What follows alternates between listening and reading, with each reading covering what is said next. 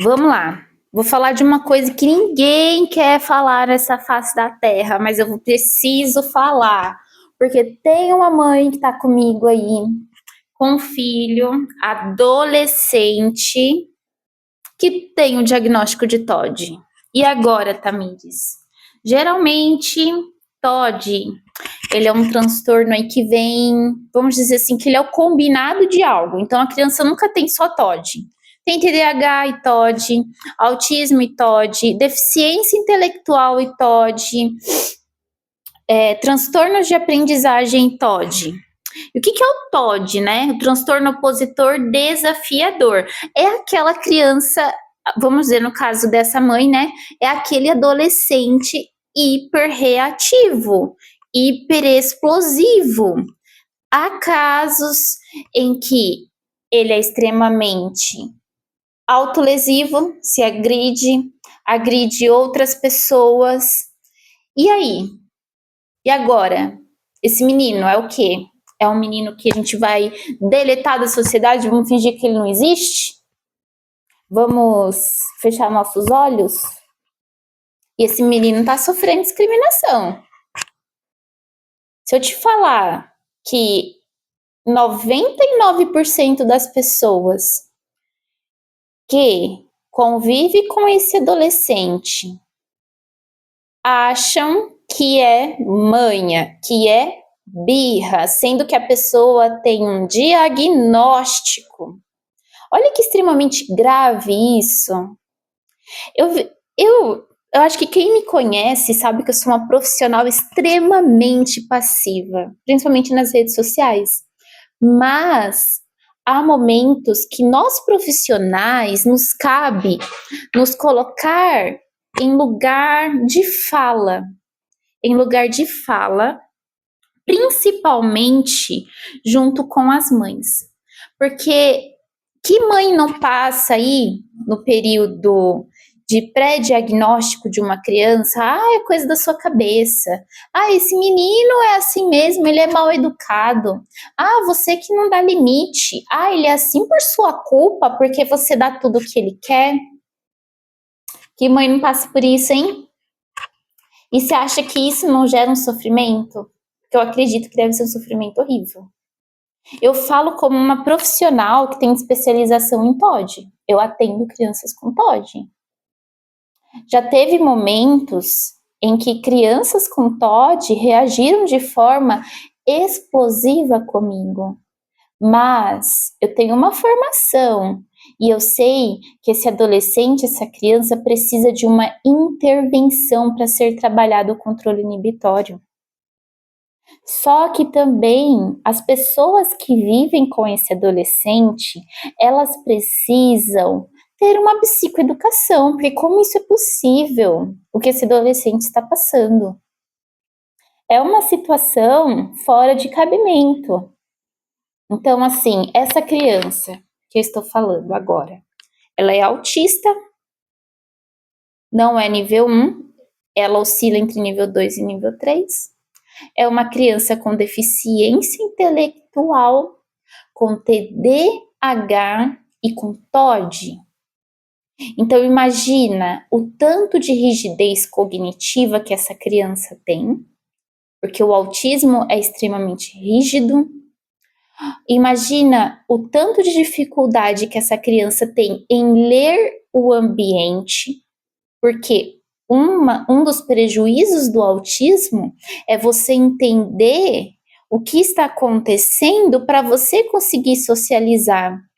Agora imagine esse menino que não entende o que está acontecendo no seu ambiente, que se comporta com uma idade cognitiva inferior à dele, porque ele tem deficiência intelectual, e às vezes o seu comportamento não condiz com a idade dele.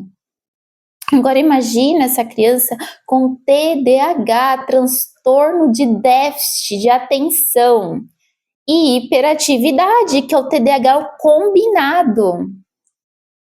Então esse jovem, ele tem déficit de atenção, que isso acaba prejudicando a aprendizagem, tem deficiência intelectual, então ele tem atraso, ele tem autismo, ele tem atraso do neurodesenvolvimento.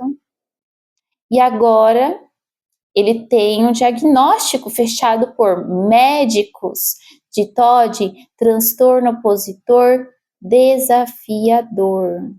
Então, vou falar um pouquinho para vocês, né? Não vou só aqui atacar, né?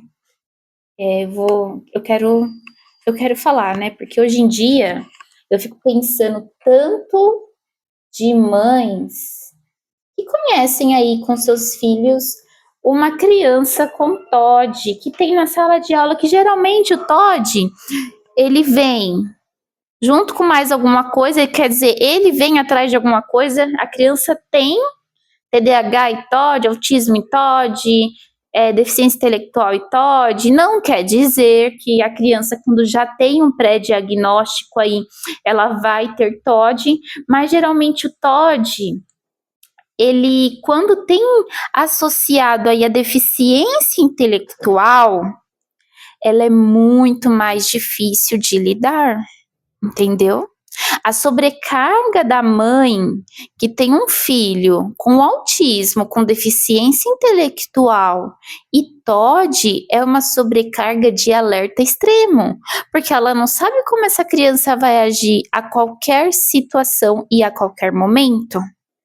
Então, a criança autista, o jovem autista, né, ele já tem essa dificuldade de ler o ambiente, né? Agora, quando eu falo do TOD, tem alterações cerebrais ligadas ao emocional e ao controle de impulsos. Gente, é controle emocional, mas não é um controle simples. É uma coisa que está ligado ao cérebro. Agora me fala, a gente pega o cérebro, a gente pode estimular ele, a gente pode fazer uma psicoeducação, a gente pode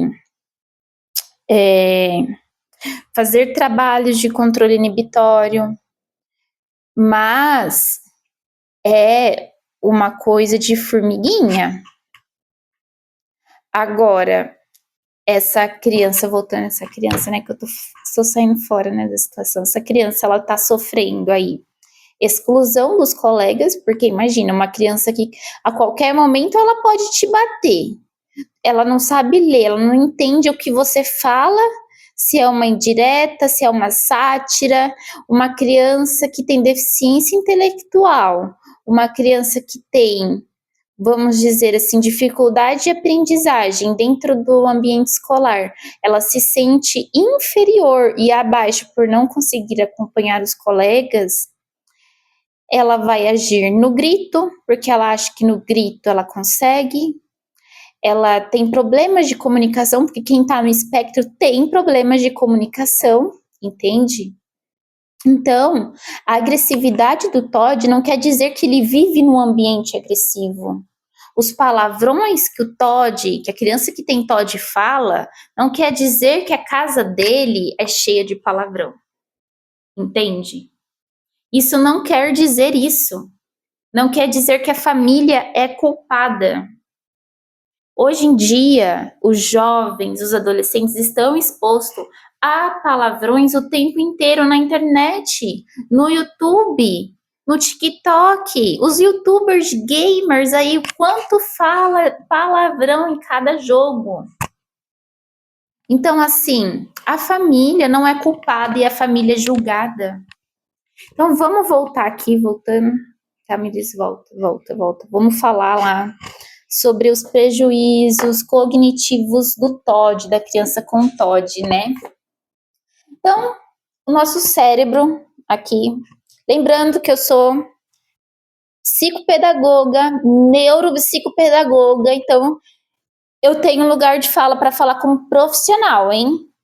Nosso cérebro aqui tem o córtex pré-frontal, que é esta área da nossa cabeça, que só fica pronta aos 26 anos.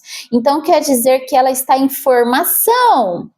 E o nosso córtex pré-frontal, ele é responsável pelas funções executivas, que é a memória, a atenção, a flexibilidade cognitiva. Ela é responsável pelo controle inibitório, ela é responsável pelo planejamento, ela é responsável pela flexibilidade cognitiva, que é você aceitar novas situações, aceitar perder no jogo, aceitar que você não é o primeiro, aceitar que você tem que esperar a sua vez. Então, essa criança com TOD, ela tem esses prejuízos no pré-frontal. Não só com TOD, mas com o autismo, com o TDAH. Então, assim, são problemas aqui, ó, de alterações no circuito do cérebro, gente. Não estou falando de problema no cérebro. Não estou falando que o cérebro é formado diferente. Estou falando que ele tem circuitos diferentes. A regulação emocional é diferente. Lá no nosso cérebro, dentro da nossa cabeça, a gente tem aqui aqui, lá no comecinho, no tronco encefálico, pensa lá, fala um pouquinho de anatomia, né? Lá no fundo, a gente tem a amígdala. Então, a amígdala da criança com TOD, ela é hiperreativa. Ela reage a qualquer coisa. Ela é hiperreativa emocional dela. Ela tem resposta de ameaça o tempo todo. Tudo ela acha que é briga, tudo ela acha que vai ser atacado. É extremamente sério. A realidade ao estresse é extremamente elevado, a amígdala desse adolescente. Vamos lá, nós temos aqui o nosso sistema de recompensa, né, do cérebro. É extremamente sensível. Não é qualquer recompensa, qualquer elogio que naquele momento vai fazer a criança se acalmar. Não é gritando que você vai fazer a criança se acalmar. E agora, aí você fala assim pra mim, então o que a gente faz? O que a gente faz com um adolescente desse? Gente, a única coisa que dá pra fazer é terapia comportamental. Terapia ABA. Terapia comportamental. Eu sei que muitas pessoas não têm acesso, não é a realidade que a gente vê por aí. Mas tem que fazer terapia comportamental. Tem que tomar medicação para atenção.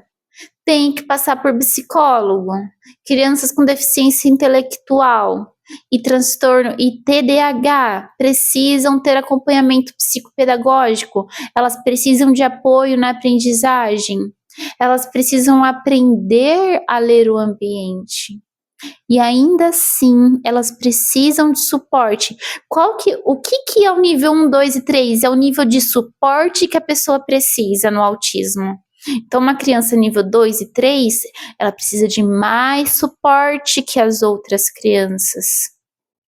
Um adolescente 2 ou 3 precisa de mais suporte, precisa de um auxiliar de apoio especializado. Às vezes eu penso, sabe, que poderia existir escola especializada. Porque aí poderíamos atender esse público de forma melhor e exclusiva. Porque o que acontece? O sistema joga esses adolescentes, essas crianças no sistema, passa de ano, não ensina nada, tem profissionais que, infelizmente, têm o senso de hierarquia, e o TOD, querendo ou não, ele não aceita ou não. O TOD, cada vez que ele vê uma pessoa que pode ser de uma hierarquia superior a ele entende como rival. Isso é o cérebro dele, não é que ele quer ser assim. Ele não quer ser assim. Quem quer ser assim? Ninguém quer ser assim. Aí a gente enfia ele na escola pública. A escola, os adolescentes estão todos falando palavrão. Não adianta falar para mim hoje que criança atípica fala palavrão, que criança atípica é agressiva, sendo que todas as crianças típicas estão na mesma forma. Agressivas, deixa eu ver que horas são. Agressivas, falando palavrão. Se não fala na sua frente, fala nas costas, fazendo cyberbullying. Então é um problema, assim, gigantesco, social, que a gente está vivendo. Isso pode ter a ver, a gente pode jogar a culpa no celular, pode ter a ver, eu não sei, tem vários fatores. Então, o que eu deixo de mensagem aqui? Se você é uma pessoa que convive com uma pessoa com TOD, comece antes de julgar o comportamento desse adolescente, pensa no seu comportamento. Porque se você agride uma pessoa com TOD, você torna ela uma pessoa mais agressiva, porque ela vai achar, vai escalonando aquele comportamento. Ela vai achar que na agressão ela vai conseguir alguma coisa. Meu computador tá descarregando. Se você lida com uma pessoa com TOD e você grita com ela vai gritar. Pensa que o cérebro dela reage de outra forma e é assim que acontece. Naquele momento que uma criança com TOD age de forma reativa, você não dá atenção para ela. Ela perdeu a atenção. E depois, num outro momento, você pode conversar. E põe essa criança para fazer terapia, porque só com terapia para ajudar. E também eu falo para as mães, façam terapia vocês também, porque eu vejo o sofrimento das mães atípicas, não é fácil, não é fácil, ainda mais quando você tem filhos com transtornos combinados, tá? Então, assim, uma das coisas que eu trabalho aqui é no controle inibitório, né? Eu faço um teste que tem um teste trilhas, teste de atenção por cancelamento, né? Aí nós, psicopedagogas, vemos que às vezes a criança erra por impulso, erra porque não espera a vez, erra porque tirou o lápis da folha. Então, isso são sinais do controle inibitório de uma criança típica que a gente consegue trabalhar. Agora, imagina a criança típica, ela precisa de intervenção, não só psicopedagógica, mas como intervenção comportamental, terapeuta comportamental, ABA. Então, hoje minha fala é assim, respeitem essas mães, tá? Olhem com essas mães como vocês olham a mãe de vocês. E eu vou desligar, e sem julgar essas crianças também, hein?